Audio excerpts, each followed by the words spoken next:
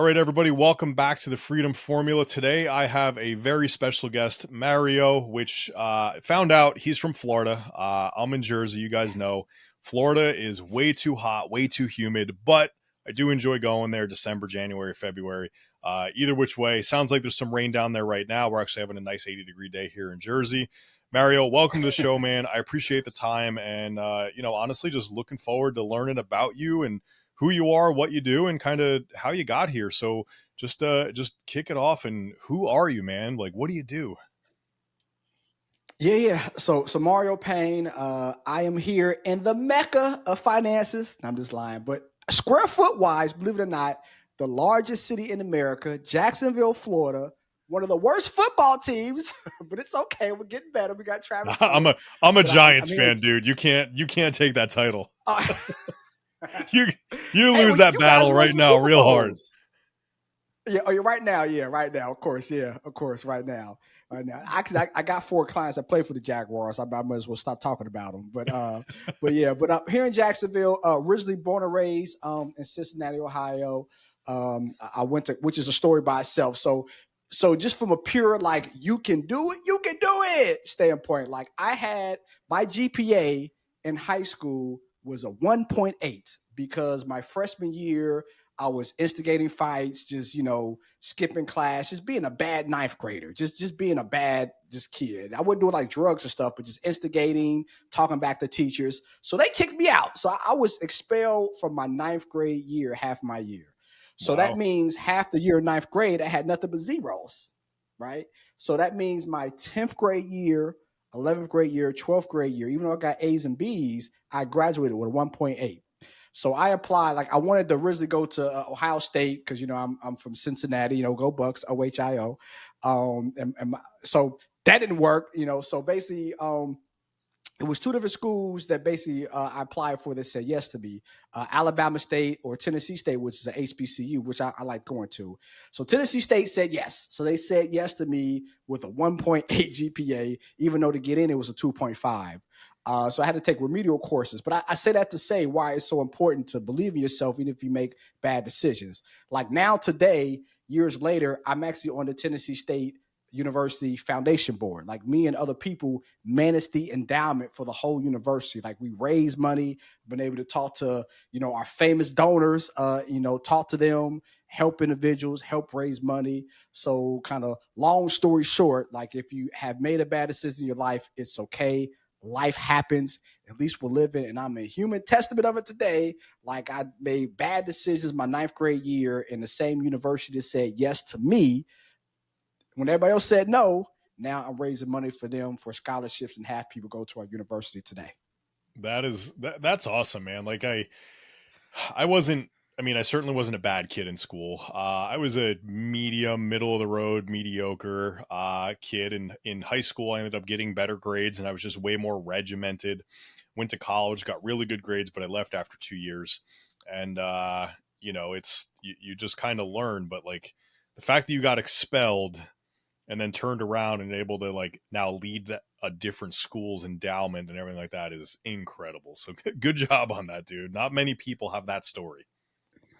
Yeah, humbling, and also the military. So when I was in college, I also joined the military as well. So for all my veterans out there, hoorah! We appreciate you guys' service. But the military taught me during the war in 2003. I was activated because I was reserve, so I was a weekend warrior. But yeah, so we got activated. We was in Kuwait when the fight was in Iraq because I did the financial piece of the DD-214, basically a glorified paper pusher. Uh, so so yeah, but that was cool. Like I learned just a lot, just about culture, about discipline, which I use today in my business, of course, but just discipline, how to lead others, how to be a man amongst man, when you should be a Indian and when you should be a chief, right? And like the roles and responsibilities, learning about people. So the army definitely taught me a lot. I would say anybody out there that, maybe school is not the best, or you just want to do something different, like, look into the Army. I know the Army definitely has its pros and cons, of course, but definitely something that people might want to look into. I don't think enough people join the military because, we have teenagers, people that are younger that just make bad decisions, and then it's like one bad decision after the other. Now they're in jail. We're doing just something bad, right? But if they were in the Yeah. military, I think that would kind of help steer them in the right direction. So the military definitely helped me with that conversion as well. Yeah, I think kids in general these days could probably use a little military training or something, if you will, just because they're a little soft. And I have a 14-year-old daughter. I adore her. She is my mini me and everything else in between. She is amazing, but she and all of her friends are absolutely soft. And it's like the idea that there's any sweat, hard work, and getting dirty, and like strictness and schedules and everything is just completely absurd to them. So, and I didn't go. I Yeah, didn't go to the military. I did spend 13 years in volunteer firefighting, so I would say I got a smidge and a taste awesome. of what structure could be like, and life on the line and everything. But in my opinion, most kids need a little experience of that stuff these days. Yeah, yeah, and you're definitely right about kids being soft. Like, so my first job was flipping burgers at McDonald's, and like I had to. Now, of course, times are different. Ain't no Uber, when 30 years No. ago when I was a 14-year-old kid like it is now. But like I literally walked like a mile and a half to work. It was like a 20-25 minute walk to work, like to and from. Like my Yep. parents sometimes took me, sometimes they didn't. But like ain't no kids walking a mile and a half to go to work. Yeah, a lot of kids ain't No. working now, yeah, yeah. And But to your point, like things are so different now. they my daughter does just we ended up moving to a house that's literally 4 blocks away from school. Her walk would be maybe a quarter to a third of a mile. So what does Mm. that take? 8 minutes if you're going really slow. She just doesn't walk. And it, like, if she's walked, she's in her freshman year of high school. If she's walked 5 literal one ways, that's maybe it this year so far. So I told her, I'm like, hey, Mm. listen, I get it. You don't want to walk, and that's fine.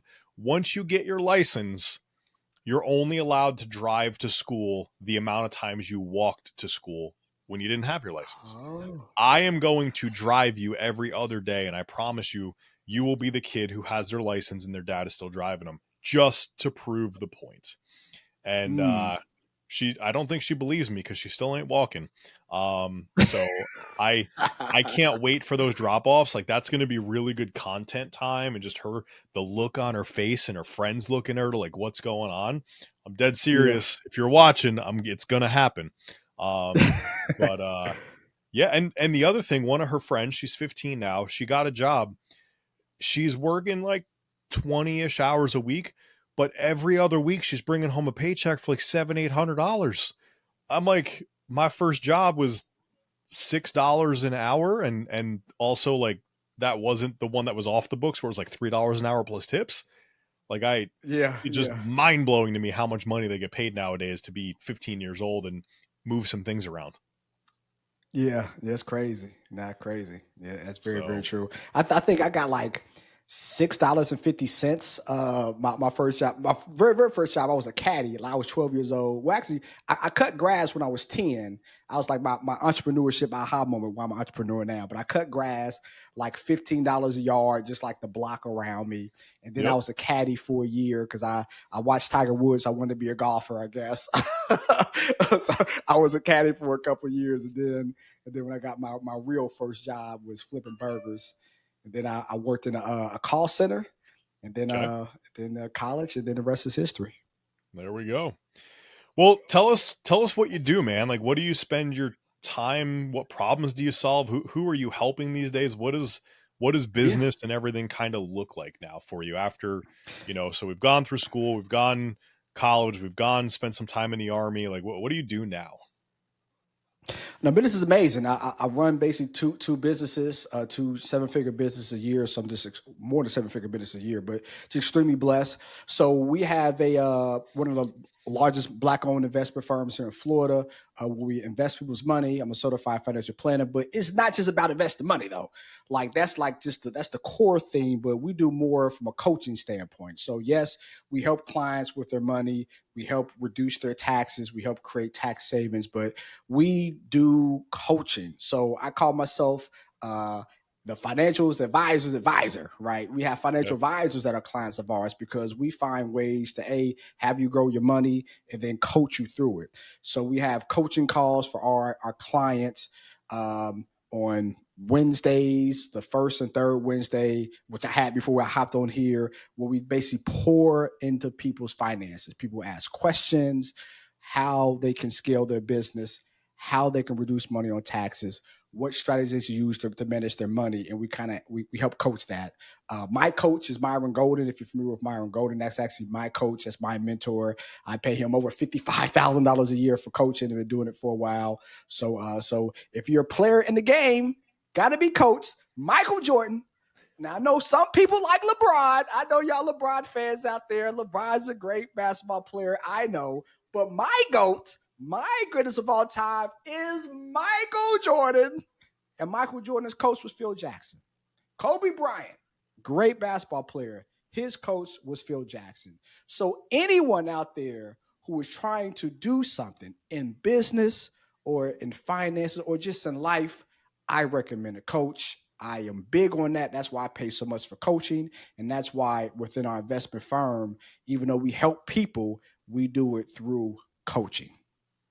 Yeah. No, I love it. And Myron Golden, gee, when did I first learn about him? I want to say 2017, 2018, somewhere in there. Mhm. And ever since then, just like fascinated. If I can listen to a talk, if I can spend time in a room that he's talking in, it is well worth the investment. He's an OG when it comes to just talking, keeping it real, and helping you grow a thing, which is great. And there's so many great stories. Like if you don't know who Myron Golden is, go Google him, go AI him, and just watch a couple of things that he has. He will blow your mind 100%.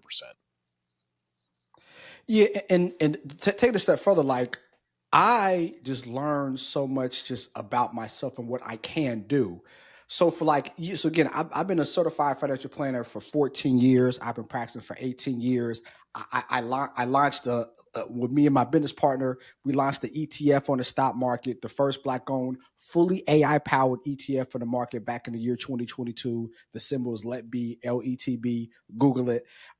So like I've done, in my opinion, a lot of great things. And like still before I got the coaching, I still felt like I wasn't good enough to manage, I don't have a client that's a billionaire, but a client that's, worth hundreds of millions of dollars. Like I kind of felt icky about that. Like just being coached and a person opening up like how good you are, how you can help people, how people are looking for you and you in particular, that opens up so much. So when we again have clients, yes, we help manage their money. Yes, we help minimize their taxes. And that's good from a intrinsic value standpoint. But you have two types of value. You have intrinsic value where you put a dollar on something, right? If I save you X amount of dollars in your taxes, great. If I make you $100,000 in your portfolio, great. That's intrinsic. But the real value you get with people is the perceived value, right? I don't have to work until I'm 65 years old, right? We do estate planning. I can do a trust, a will, and a power of attorney, even though I don't have $100 million, and I can still protect my family by not going through probate. Like that feeling, that feeling that I get, you can't put a price on that. So a lot of times the perceived value that you give people is way more and goes a way longer way than intrinsic value. And like you don't get that unless you have a coach. So like a person going through life on a day-to-day basis, you might have a friend that's giving you good advice, but like a person that's committed but not committed, and usually when a person's committed monetarily, they want to do whatever they can. They're going to go above and beyond so they can continue that revenue, then also empower you. So I mean, coaching is so important. And like I'm like having coaching right now, regret wise. Like I had a personal trainer. So me and my wife been married for 18 years. I don't know which one is better, being in business for 18 years or being married for 18 years. Being Right? married, I don't know being which one married is. all day long. that's tough. But love is love, and I love my wife and one beautiful daughter ourselves. But like we had a personal trainer. And we had a personal trainer we had for 3 years. And like I got to a point where like, okay, like, I don't need you. We're doing the same workouts. I'm all buff at that time. I'm all buff. I'm good. I could do this. I could flex a little bit. 9 months later, I didn't gain about 15 pounds. I got a gut now.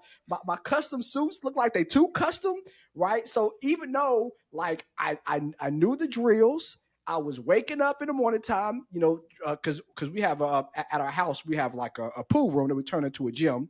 So I'm there 15 minutes before she even comes in, So I'm going above and beyond. But just like that coach, that accountability, that goes a long way. So I know today I would have 15 less pounds and I would be a lot more shredded than what I would have done if I did not, fire or let go of our personal trainer. So Yeah. I know I'm getting on a tangent, but I just like to let people know people for every reason don't want people in their business.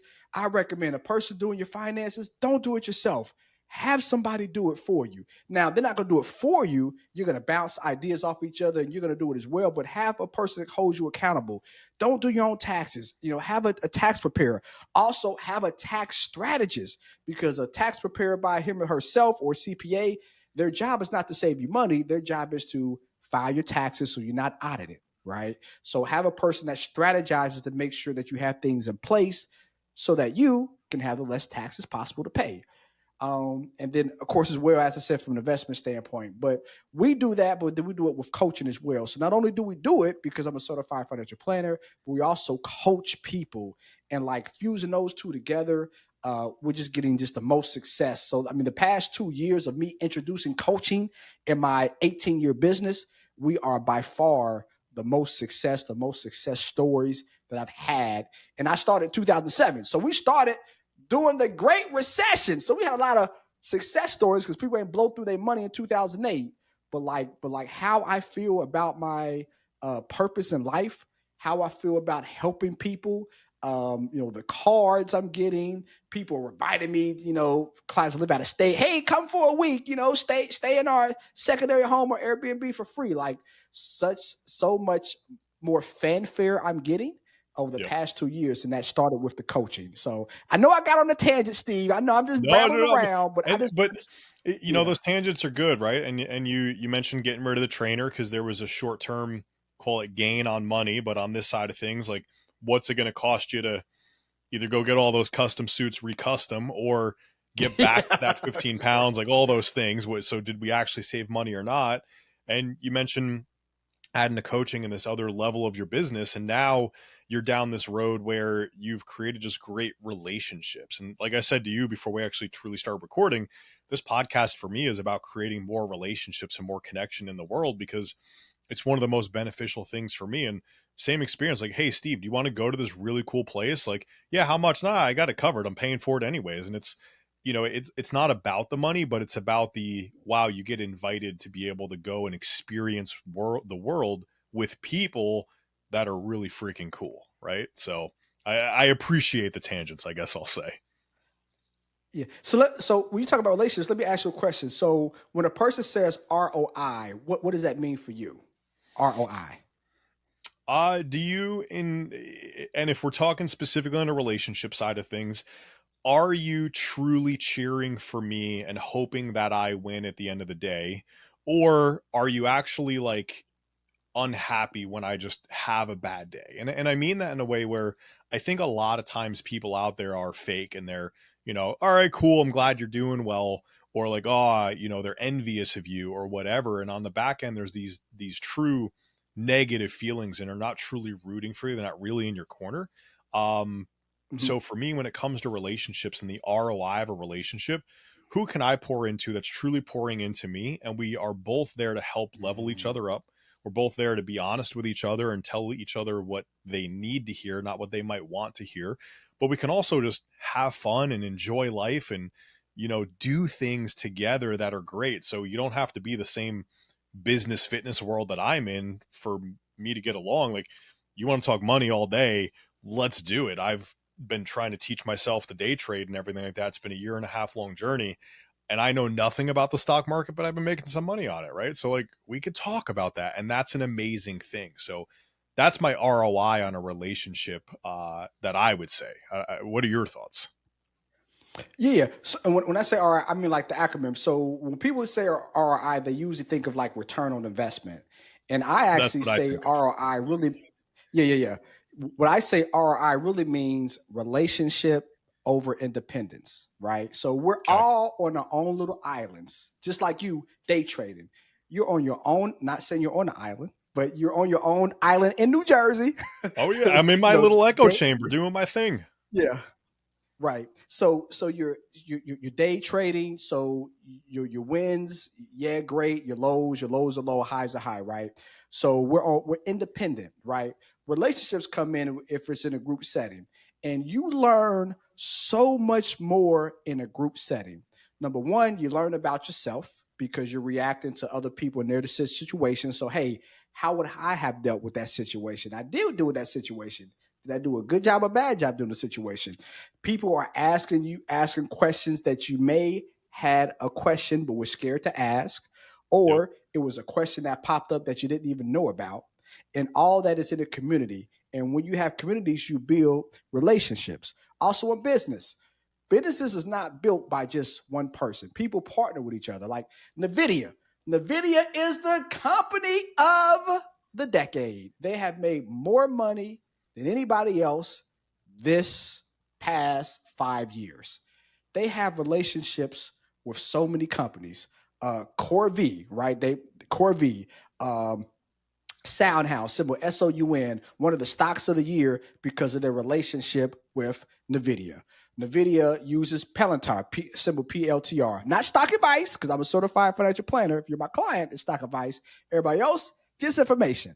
But they have a relationship with Palantir. So they're making so much money because of their relationship. Now, if NVIDIA just did everything in-house, did all the manufacturing, the advertisement, everything in-house, they would make money, but they would not make as nearly as much money as they're making now. So relationship over independence wins the day every single day. So that is my definition of ROI. ROI.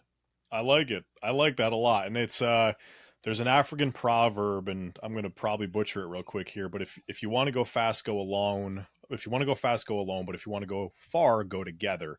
And that's always one of those things that's resonated Mm, with me. Same example, yeah, I might have speed on my side because I just have it in my brain, I can run, I can go. But I know if I can gather a group of people together with one common mission, we will beat any singular person all day long. It might just take us a smidge longer until we surpass them. Once we do, game over. Never, ever going to have to yeah, look behind us again. yeah, yeah. No, So, very, very, very true. So when you day trade, are you day trading with the community, or you just kind of do it yourself, or? so I learned through a company called Real Life Trading, Jeremy Newsom, one of the nicest, most humble, best human beings in the entire world. I just can't even express the amount of love that I have for that man. But he taught a course, and it was about getting in the day trading, and it was really swing trading and day trading. I went more for the day trading Mm. side of things because, I mean, if you're going to get aggressive, why not trade stocks on a 1 second chart and see how it goes? Um, so That is aggressive. but that all said, I've built kind of my style, and through that I ended up joining into a community of people. So I've gone to a couple of events and learned a little bit more around like options and stuff, which those are great things. It just, I'm not there to what, like, I just don't care about that. I have financial advisors, they're worrying about all my options and, the collars and all those things on stuff. And hey, what's my returns?